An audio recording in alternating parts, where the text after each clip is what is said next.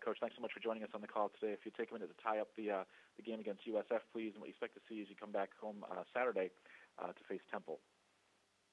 Yeah, it was a very competitive game through the third quarter, and we lost control of that game in the last parts of the third quarter and the fourth quarter. But we don't play games to be competitive. We got to start winning some of these games that are tough opponents and tough games, but we got to get our team to a point where we can win some of those kind of matchups. I thought they did a really effective job of using their inside run game and then stretching us on the boundary. Did a good job on the perimeter with their perimeter blocking. Offensively, I thought that we had a lot going in the game. Thought there was some critical situations. One of the most critical points of the game is the drop ball for interception. Augie Sanchez for return for a touchdown. That was our first time in the game to be able to go down and drive and get up by a few points on them. We didn't capitalize. We did come back and respond, but we would like to play a lot better throughout the game, but mainly in the latter part of the third quarter and the early fourth quarter. We'll take questions for Coach Scottie Montgomery, please. Star 1 on your telephone keypad will put you in the queue, then the operator will introduce you. We'll go to Dan Tortora from wakeupcalldt.com. Good morning, Coach. How are you? Good morning.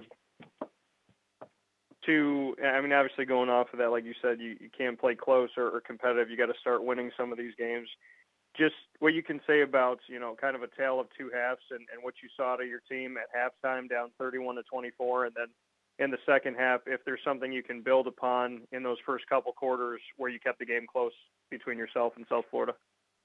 Well, it's a lot to build on. I think we found a couple of guys that showed up on tape that really competed at a high level. Of course, Thomas Sirk and Davon Grayson and young running back Darius Penix competed at a high level defensively. Aaron Ramsey, Alex Turner, those guys competed at a really, really high level during the game. I really think that what we have to do, we really have to start making sure that when we get an opportunity to make a play, that we actually make it. I thought there was a lot of opportunities to make plays, whether it be offense and defense, and some one-on-one situations, and we didn't make them. But when we did make them, the game was much more competitive. We also have got to get to the point in time to where one bad play doesn't turn into two bad plays. I think saw a little bit of that in the late fourth quarter, and we're going to have to continue to grow our leadership on this football team. And when you look at leadership on the football team, two different quarterbacks have been under center for you in Gardner Minshew as well as Thomas Sirk. And I know Sirk most recently has been the guy that you trusted there. What you can say about both of them at this point, leadership, and if you're leaning on Thomas Sirk to kind of be the guy moving forward in the season? Yeah, you can kind of already see it. Thomas last week at UConn, being able to play for the first time in a while.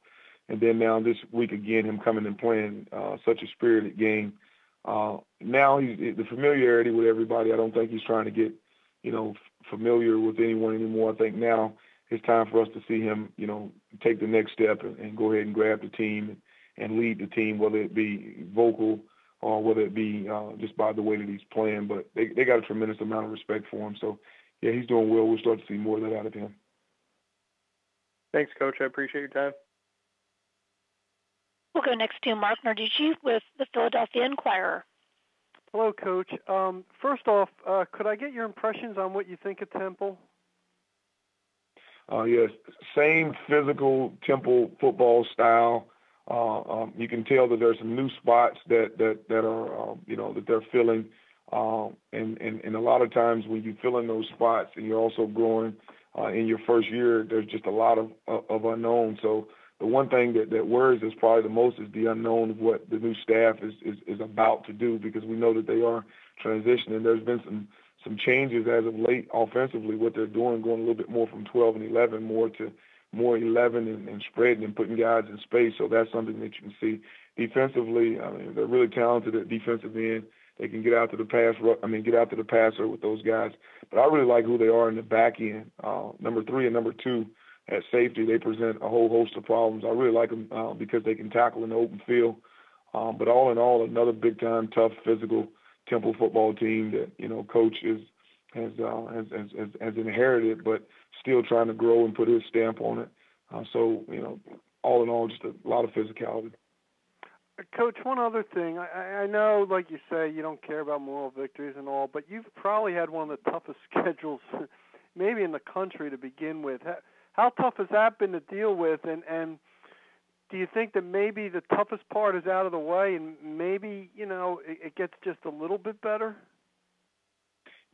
We've had some tough games. I mean, we played a lot of ranked opponents. I think that, that can help us moving forward. I don't necessarily say that the toughest part is out of the way, but we do have some experiences playing, ranked opponents and then, an opponent that's not ranked. And they've all been tough. But what I will say is that there have been some extreme talent that we played against, and we've been put in situations in one-on-one tackling and one-on-one playmaking on the ball that we haven't won them all, but we've won some. We've been able to get some actually grow some confidence on offense throughout playing some of these teams. So, but we are looking forward to getting more into our conference and playing against our conference opponents, which really, at the end of the day, is that's what really matters. Thank you. We'll go next to Ronnie Woodward with the Greenville Daily Reflector. Hey, Scottie. Just looking at attendance numbers around the league a little bit, and ECU is still first in the league in that regard. You touched on it some last week, I think, but how important is it with this Saturday, another home game, an opportunity for a win, to get some home wins just to keep that atmosphere, that kind of relationship with the fan base and everything strong and going? I think it's always important to get home victories. There's no question about it. I think it's also really important to get home victories in conference. It'll grow the morale. I thought the atmosphere was great through three quarters. And as a football team, we let the atmosphere get away by giving up a few plays that turned it into a game that really wasn't indicative. The score wasn't indicative of how the game was played through the majority of the game. But I thought our guys fought, and I thought when we fought as hard as we did, the atmosphere, I mean, it was unreal. Leaving the game at halftime when we called the jump pass and scored, the atmosphere was crazy. And I think our fans hung in there with us, and they're trying to hang in with us and be as patient as they can. I think that it's critically important to win some games, definitely at home. And I know everyone knows that we played a tough schedule, but winning is what's important. So, a lot of people talk about our schedule now, but I mean, that's kind of, how it is. And that's what we had to deal with. And now we're in conference. We need to get some wins at home and some wins on the road in our conference. And kind of going on that, is it noticeable or worrisome at all with the players or coaches or anything when fans do leave like some this season and not make it through that fourth quarter and stay for the whole game at all? Is that noticeable by y'all at all? Well, I'm sure some of the kids it's noticeable. What's more noticeable to me is the reason that they have chosen to leave is because we didn't play to a certain level in the fourth quarter.